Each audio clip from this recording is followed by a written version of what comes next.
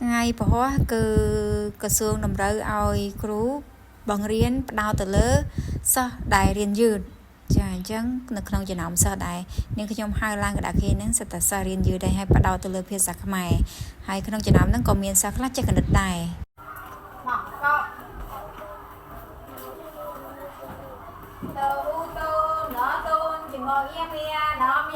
ទូមានឬក៏ជាមកនេះយ៉ាងអញថាមកក៏បានដែរពីរូបជាអ្នកមកតូងអ៊ីមានតូងមានអ្នកគេខំអត់ទៅគាត់អ្នកទូលើកគាត់ជាពាក្យដែលនាងខ្ញុំយកលើកមកហ្នឹងគឺជាពាក្យដែលមាននៅក្នុងមេរៀនហើយមេរៀនហ្នឹងយើងបានរៀនរួចហើយនាងខ្ញុំលើកចំនួន20ពាក្យចាឧទាហរណ៍ថាខ្ញុំរៀនដល់មេរៀនទី18អញ្ចឹងយើងយកបានពាក្យមេរៀនទី18ហ្នឹងយកមកចម្រោះគ្នាមានតែពាក្យពិបាកមានទាំងពាក្យស្រួលនៅក្នុងនឹងចម្រោះភាសារៀនយឺតហ្នឹងគឺរៀនយឺតទៅលើសរសេរតាមអានចាពិសោធន៍មើលទៅឃើញគាត់ខ្សោយសរសេរតាមអានច្រើនជាងឆ្នាំហ្នឹងណាចាគាត់អានបានប៉ុន្តែខ្សោយសរសេរតាមអានអញ្ចឹងហៅឡើងមកនេះគឺឡើងអានហើយសរសេរទៀតព្រោះក្នុងចំណោមសិស្សដែលនាងខ្ញុំហៅមកហ្នឹងកូនខ្លះគឺអានបានទាំងអស់ហ្មងក្នុងចំណោម20ពាក្យហ្នឹងគាត់អានបានទាំងអស់ហើយគាត់ខ្លះក៏ពេលដែលយើងប្រិតព្រៀបអញ្ចឹងក៏គាត់យកចិត្តទុកដាក់សរសេរត្រូវខ្លះទៅត្រូវ70%ទៅខ្លះទៅត្រូវ80%ហើយប្រហែលអ្នកក្រោយនោះក៏គាត់ខ្សោយរៀងខ្សោយខ្លាំងចាអញ្ចឹងគាត់សរសេរតាមអានក៏អត់បានហើយករណីដែលគាត់ខុសពីអីត្រូវតែឲ្យគាត់ទៅសរសេរពាក្យនោះឡើងវិញវាថាយើងអាចឲ្យគាត់សរសេរ10ដងឬក៏20ដងពាក្យដដែលដែរហ្នឹងចាហ្នឹងជាការឲ្យគាត់សរសេរឡើងវិញនៅពាក្យដែលគាត់អានខុសឬក៏ពាក្យដែលគាត់សរសេរខុសនាងខ្ញុំនិយាយនៅខាងមុខវីដេអូហ្នឹងថាត្បិតតែគាត់ខ្សោយទៅលើការសរសេរតាមអានប៉ុន្តែចំពោះមុខវិជ្ជាគណិតកូនសិស្សខ្លះគឺគាត់អាចធ្វើបានចាគាត់ខ្លះគាត់បកកាយគណិតតែគាត់ខ្សោយខ្មែរអញ្ចឹងណាចាហើយខ្លះខ្សោយខ្មែរតែបកកាយគណិតវិញខ្លះបកកាយខ្មែរតែខ្សោយគណិតអញ្ចឹងក្រសួងផ្ដោតទៅលើថ្ងៃហ្នឹងគឺជួយសិស្សរៀនយឺតចំណែកសិស្សដែលផ្សេងទៀតគឺធ្វើលំហាត់ធម្មតាយើងត្រូវមានកិច្ចការឲ្យពួកគាត់ធ្វើ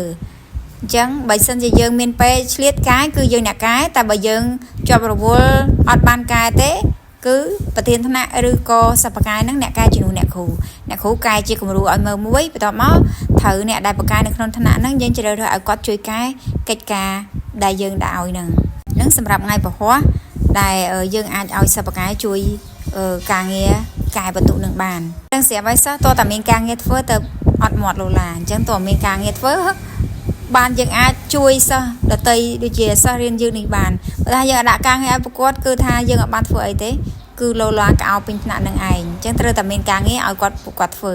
កូនខ្លះគាត់ទៅសេតាមអានត្រូវទាំងអស់អញ្ចឹងក៏អត់ចាំបាច់ទៅទៅសេពាក្យនឹងឡើងវិញទេកែកូនខ្លះត្រូវទៅសេឡើងវិញចាអាហ្នឹងយើងអាចពិន័យជាការទៅសេពាក្យដដែលឡើងវិញអញ្ចឹងណាចាលោកគ្រូអ្នកគ្រូហ្នឹងគឺជាសកម្មភាពការចាជួយសិស្សរៀនយឺតនៅក្នុងថ្ងៃពហុចំពោះមុខវិជ្ជាភាសាខ្មែរចំពោះមុខវិជ្ជាគណិតវិទ្យានេះខ្ញុំបានថតទេដោយសារតែជាប់រវល់ខ្លាំងពេកគឺខ្ញុំហៅសិស្សដែលរៀនយឺតនឹងឡើងមកធ្វើលំហាត់ម្ដងពីរនាក់អញ្ចឹងទៅហើយយើងដាក់លំហាត់ដែលងាយដូចថាបើថាយើងរៀនដល់ដកខ្ចីយើងដកតែ2ខ្ទង់និង1ខ្ទង់ឬក៏2ខ្ទង់និង2ខ្ទង់សិនទៅហើយសម្រាប់សិស្សផ្សេងទៀតគឺគាត់អនុវត្តធ្វើលំហាត់ធម្មតាចំពោះសិស្សដែលពូកែចាចំណោមសិស្សដែលឡើងក្តារខៀនហ្នឹងក៏មានកូនខ្លះគាត់បកកាយគណិតស្រាប់ហើយអញ្ចឹងគាត់ខ្សោយតែខ្មែរទេហើយចំពោះសិស្សដែលរៀនយឺតហ្នឹងយើងពិន័យឲ្យគាត់ទៅសេឡើងវិញដដែលហ្នឹងត្រូវតែតាមឲ្យគាត់តាមឲ្យតាន់តាមឲ្យតាន់ហ្មងថាគាត់ត្រូវតែទៅសេហើយយើងយកឲ្យយើងមើលជាក់ស្ដែងថាតើគាត់បានទៅសេពិតប្រាកដអត់អញ្ចឹងណាចាទូទៅមិនមែនថាយើងជួយ10នាក់បានទាំង10នាក់ទេចាមិនថាឲ្យតែជួយសិស្សដឹងតែសិស្សហ្នឹងគឺជួយបានទាំងអស់ 100% ទេអត់ទេខ្ញុំគឺកាន់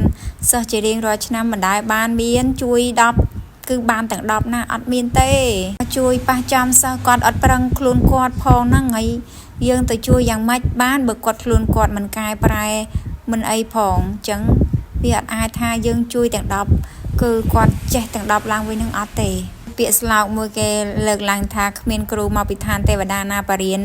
សិស្សដែលខ្ជិលរៀននឹងឲ្យខ្លាចទៅជាសិស្សចេះសិស្សបកែបានទេចាអញ្ចឹងតួគ្រូនឹងបកែបណ្ណាក៏មិនអាចបរៀនសិស្សខ្ជិលឲ្យទៅជាសិស្សចេះបានដែរបើគាត់ខ្ជិលហើយធ្វើម៉េចទេហើយចំពោះសិស្សដែល